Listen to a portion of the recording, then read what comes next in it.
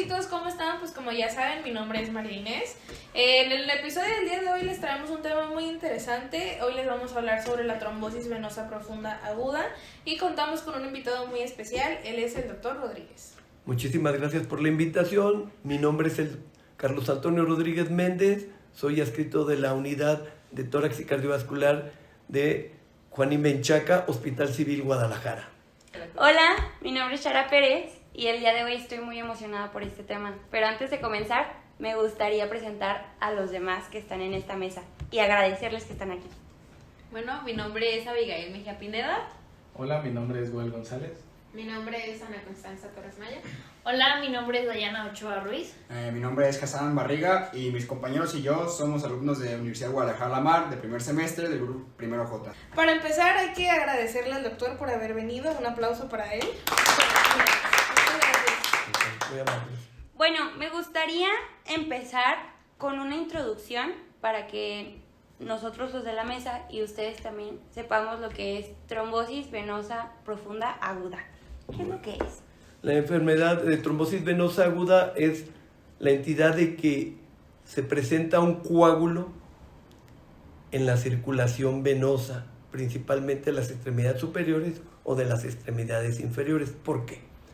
En estas extremidades existe el sistema venoso profundo, sistema venoso superficial y sistema perforante o comunicante.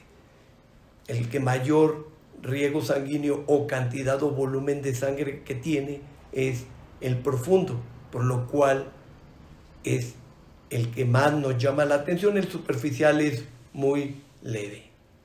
¿Cuál es la etiología de la trombosis venosa profunda? Muy bien. La etiología puede ser desde que no sabemos qué la produce a saber, puede ser cáncer, puede ser embarazo, puede ser baja de peso, puede ser sobrepeso, puede ser enfermedades autoinmunes, muchas enfermedades, y la mayoría de las causas, del 30 al 50% de la trombosis, no sabemos quién la produce. ¿Y en qué rango de edad o en qué sexo es más frecuente la trombosis venosa profunda? Muy bien. Puede ser en cualquier edad presentarse la trombosis, pero los picos que mayor presentan es entre la adolescencia y adulto joven, o en la tercera edad. Son los dos picos. ¿Por qué el primero? El primero por los embarazos. El segundo por los cánceres que se presentan en los jóvenes. El segundo pico es que se aúna problemas cardíacos, problemas hepáticos, problemas renales, y esto va alterando la dinámica venosa. ¿Y cuáles son los factores que desencadenan la trombosis venosa? Muy bien. Los factores que desencadenan, hay una triada de Virchow.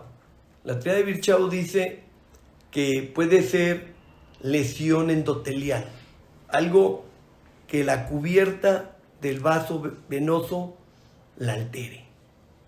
La segunda es la viscosidad de la sangre. ¿Qué quiere decir eso? La concentración de sangre, para mala suerte o buena suerte, los vasos venosos son vasos de capacitancia, ¿verdad? Y la tercera, estimulación celular. ¿Cómo se diagnostica la trombosis venosa aguda? Muy bien. El diagnóstico de trombosis venosa aguda es clínico y paraclínico. El clínico es, empezamos con el interrogatorio y acabamos con la exploración. En el interrogatorio puede ser directo hacia el paciente, puede ser indirecto hacia un familiar o a una persona que lo presenta a la unidad de urgencias. Y el paraclínico puede ser laboratorial o puede ser estudios de gabinete. Los estudios de gabinete son pedir el dímero D, pedir el ELISA, esos son los de sangre, que son los de laboratorio, y los de gabinete, empezando con el ecodoppler color, la flebografía por resonancia o la angiotac venosa.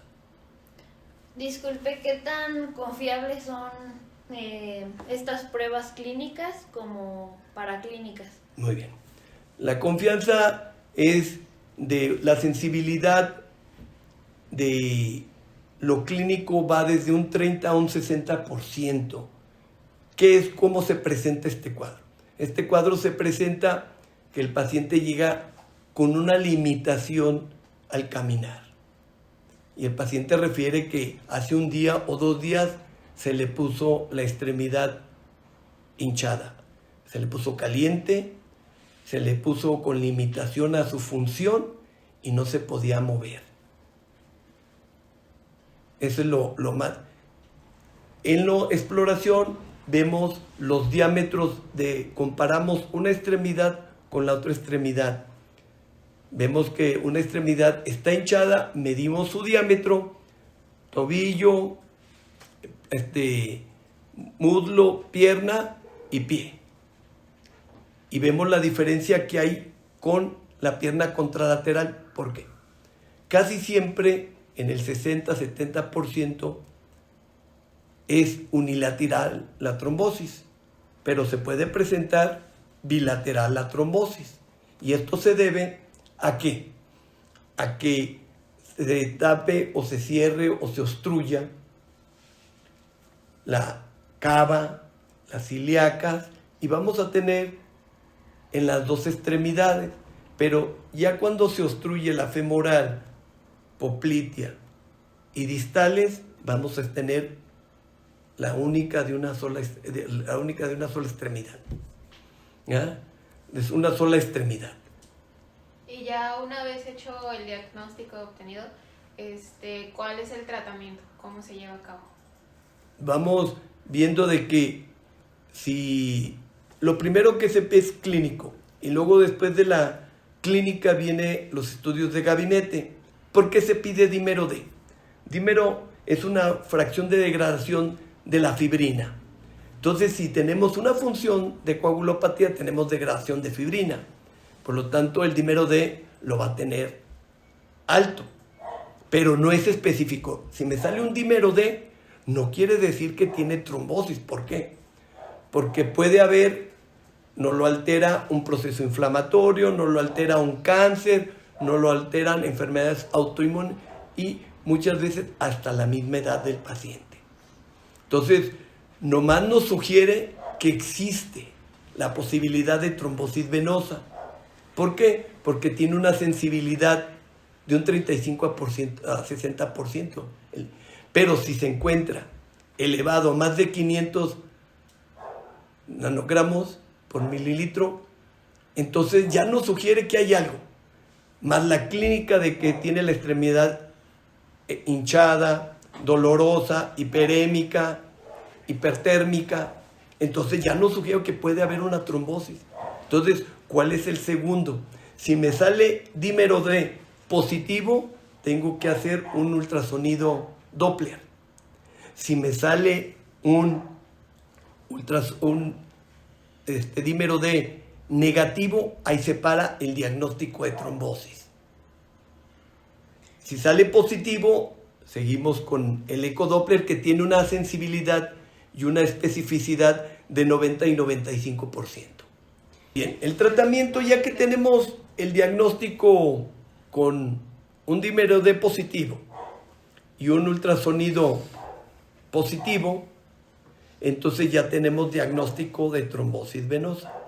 Aquí para el diagnóstico de trombosis venosa profunda aguda es si es proximal o si es distal. Proximal quiere decir de muslo, quiere decir femoral, ilíaca o cava. Distales, poplitea, tibiales, peroneo y pie. El más riesgoso o el que tenemos que tener más son las entidades proximales, que son las que más dan tromboembolia pulmonar. ¿ya? Y otra entidad que casi nadie nombra es el aumento del trombo, y hay dos entidades muy importantes que son de la extremidad, que se llaman cérules Dolen, alba Dolen o cérules Dolen. ¿Qué quiere decir esto? Las cérules Dolen es la extremidad se pone morada, mientras que alba Dolen pone la extremidad blanca. ¿De dónde? Desde la ingle hasta el pie, hay veces se puede haber algo de edema de los músculos abdominales, y esto es un manejo quirúrgico urgente. Se llama trombectomía a esta cirugía, o se puede instalar endovascular. Pero si son de la rodilla para abajo, luego podemos instaurar ya sea heparinas convencionales, heparinas fraccionadas, anticoagulantes que son que van contra la vitamina K, o inhibidores del factor 10A, anticoagulantes para 10A, o endovasculares. Ok, entonces, ¿cuáles serían las secuelas? Muy bien. Ya que instauramos, por ejemplo, en la trombosis venosa profunda proximal, si está en riesgo la extremidad, son dos entidades. Empezar con heparinas, ya sea heparinas convencionales o heparinas fraccionadas, o hacer trombectomía. ¿Qué es la trombectomía? La trombectomía es hacer una cirugía, entrar al espacio venoso y con una sonda de Fogarty sacar el trombo. Pero primero tenemos que poner un filtro de vena cava. ¿Para qué? Por si se nos va un coágulo, no se nos vaya al pulmón, ¿verdad? Entonces, antes de hacer la trombectomía, casi siempre le hacemos una colocación de filtro de vena cava, ¿ya? Y se hace la trombectomía, quitar todos los coágulos para restaurar el flujo venoso y disminuya el edema, disminuye el dolor, disminuye la hiperemia, la hipertermia, el estrés, y lo más importante, el riesgo a perder esa extremidad, o si se llega a complicar, puede haber insuficiencia renal aguda y puede ocasionar la muerte del paciente. Ahorita que lo escucho hablar me surge una duda. ¿Puede haber recurrencia de la trombosis y la embolia pulmonar? Muy bien. Cuando se instaura tratamiento de la trombectomía o de endovascular, posterior a esto o del segmento distal, se deja anticoagulantes. Cuando yo estudié, pues se utilizaban los antagonistas de la vitamina K, que ahora ya dejaron en desuso. Ya la heparina convencional se utiliza muy poco por las heparinas fraccionadas y por el advenimiento del medicamento de los anticoagulantes de antagonistas de factor 10, inhibidores del factor 10. Entonces se van y duran de 3 a 6 meses el tratamiento, y se le da también tratamiento de media elástica, empezar a caminar, y los datos de sangrado. Lo más importante aquí cuando iniciamos una terapia anticoagulante es darle medidas de alerta al paciente. Si empieza a sangrar, si es mujer, por su parte de vaginal; si es hombre o mujer, si empieza a tener dolor de cabeza, si empieza a ver doble, si empieza a sangrar por la encía cuando se lava o empieza a escupir con sangre, o si empieza a orinar oscuro, o si empieza a hacer del baño con sangre o negro, con melenas. Todo eso hay que estar, y si le salen moretes, si eso tiene el paciente, tiene que ir urgentemente a urgencias del hospital. ¿Por qué? Porque está sangrando. Y lo malo de usar una terapia anticoagulante es que no sangre, ¿verdad? Entonces, también en toda una tenemos que dar medidas de urgencias. Y durante los últimos años, ¿ha experimentado algunos métodos nuevos contra la trombosis? Cuando yo fui residente, eran los dos grandes pilares de la trombosis venosa profunda aguda: dar anticoagulantes antagonistas de la vitamina K o dar heparina no fraccionada o heparina convencional. La cirugía era muy pobre porque casi no teníamos para conseguir filtros cabales, era muy difícil. Entonces la cirugía ya la dejábamos en último.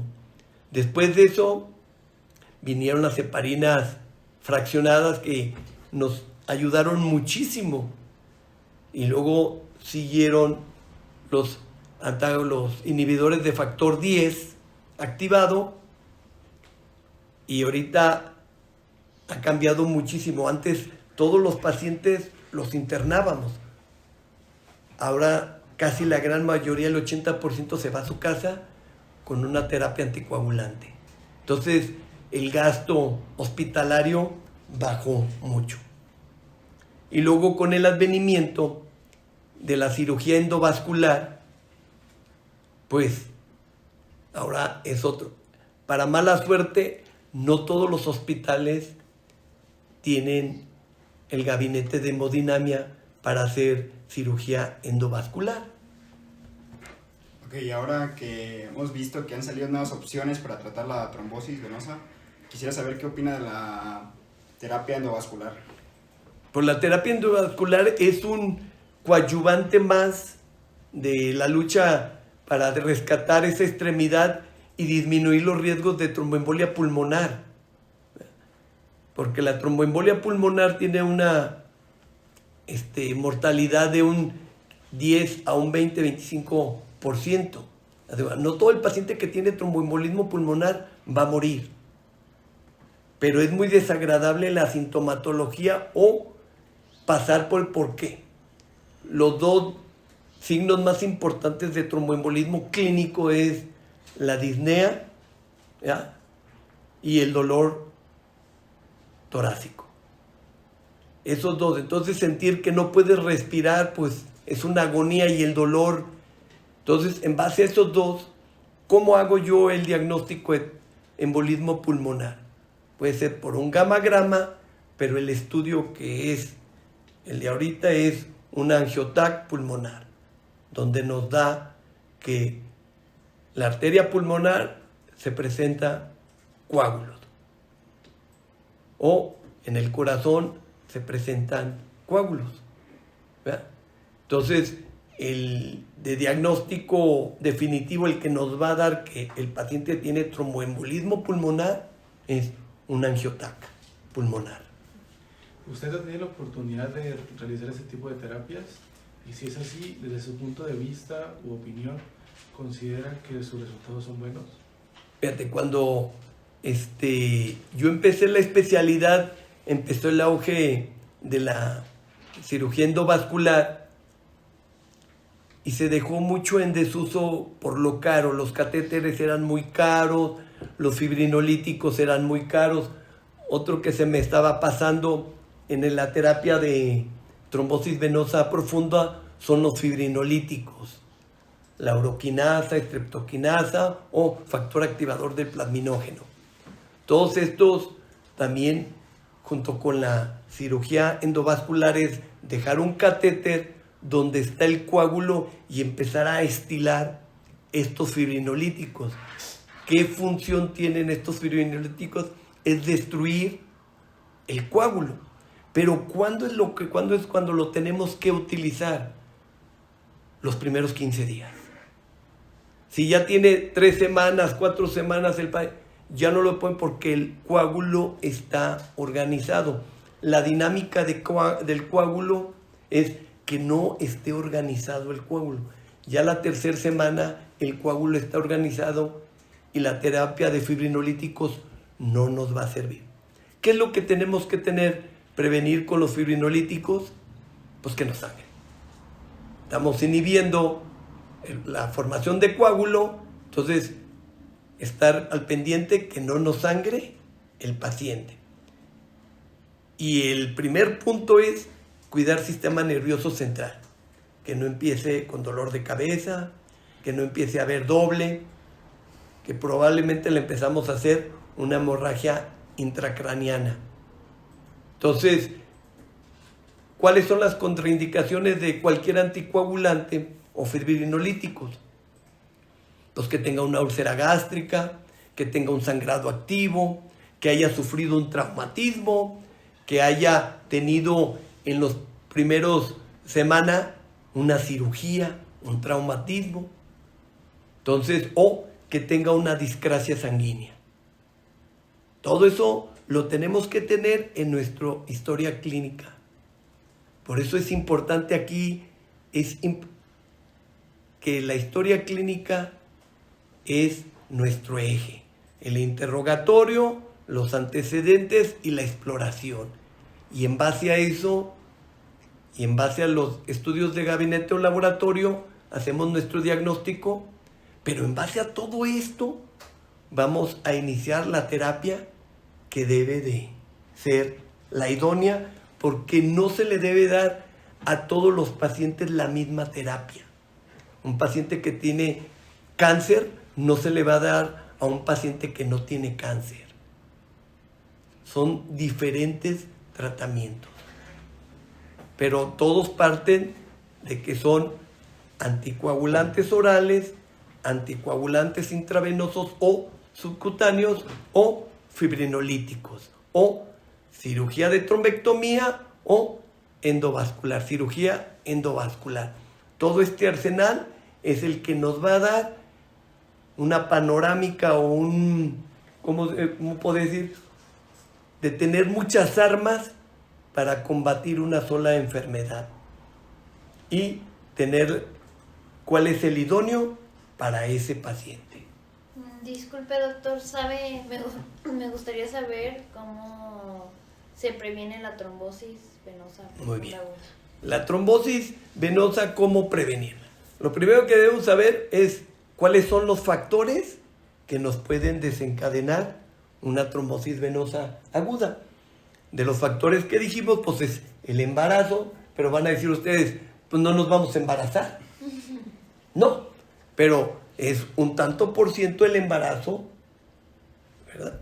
Otro es la terapia anovulatoria. Tienen un tanto por ciento de producir trombosis, aquellas que están utilizando tanto para regular su ciclo menstrual como para no tener familia, anticonceptivos, tienen un riesgo de tener una trombosis venosa profunda, aguda, ¿ya? Entonces, ¿qué es lo que podemos ofrecer? La confiabilidad de los anticonceptivos, pues los más idóneos pues son los condones, las cremas antiespermaticidas, pero para mala suerte en nuestro medio pues lo utilizamos muy poco, casi siempre nos vamos a los más confiables, ¿verdad? Al dispositivo cutáneo o las hormonas orales, ¿verdad? Y ahora que viene el advenimiento de los dispositivos intrauterinos que son más confiables, que van tirando o van segregando hormona, ¿verdad? Y eso va haciendo que sea un ciclo anovulatorio. ¿Qué quiere decir esto? Que no ovule la paciente para que no quede embarazada. Y luego vienen los DIU, los dispositivos intrauterinos que no, los de antaño, la T de cobre, 7-Garavigar. Entonces, es quitar factores. El paciente que tiene cáncer, pues tenemos un tanto por ciento, pues hay que ver ¿Cómo podemos disminuir el fenómeno que nos da en el cuerpo el cáncer? No bajar de peso súbitamente, no subir de peso. Si tenemos una cardiopatía, pues estar lo mejor que se puede hacer. Si tenemos una insuficiencia cardíaca, lo mejor que podamos estar de esa insuficiencia cardíaca. Si tenemos un problema tumoral uterino o un tumor ovárico, pues si se puede quitarlo, para que no esté ocasionando un factor para que se produzca la trombosis venosa aguda.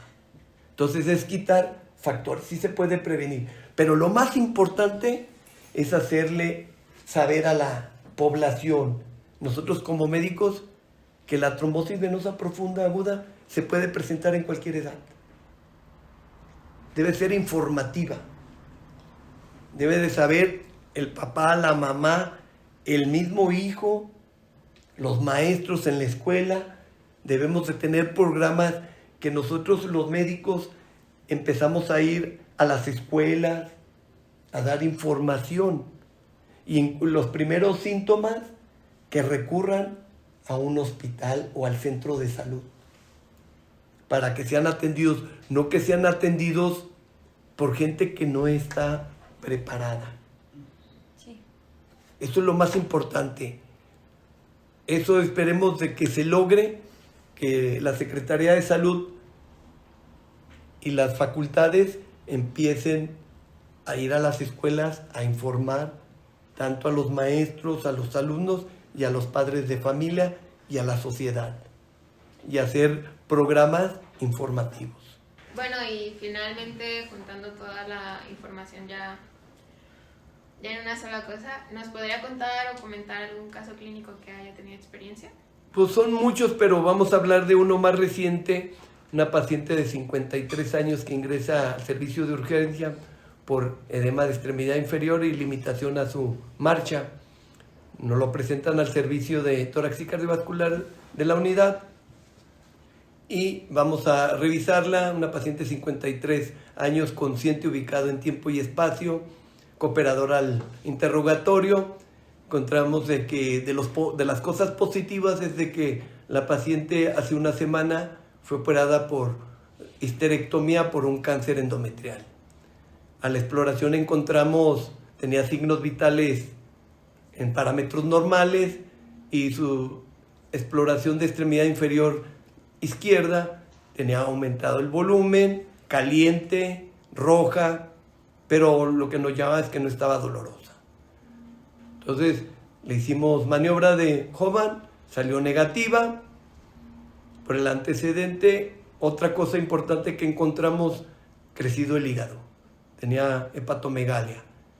Nos llamó la atención, pedimos un dímero D y salió más de 500 nanogramos por mililitro.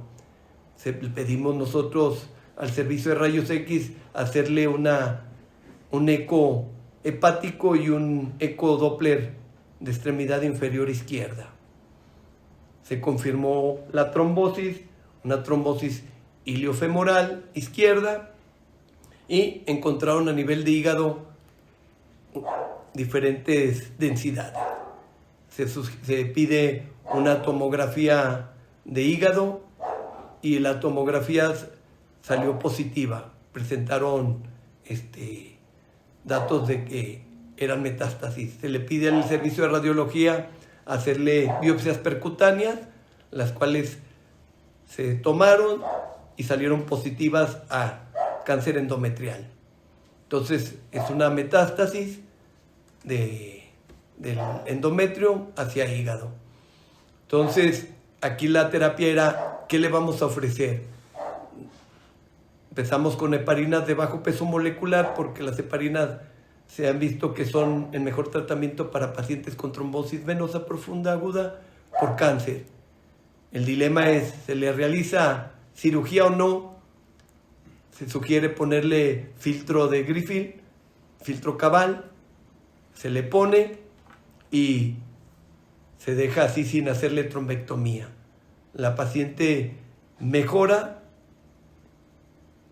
y esperemos de que la podamos ver de vuelta porque salimos de guardia y no la he vuelto a ver. Wow. Es todo. Bueno, esto es todo por el episodio del día de hoy. Espero que les haya gustado mucho, que hayan aprendido muchas cosas y que les haya llamado la atención. Recuerden seguir la página y muchísimas gracias, doctor Rodríguez, por estar aquí. Pues muchísimas gracias por la confianza y por haberme invitado, y les pido que se pongan a estudiar, ser número 1. Muchas gracias. Hay que ser los Gracias. mejores. Muchas gracias.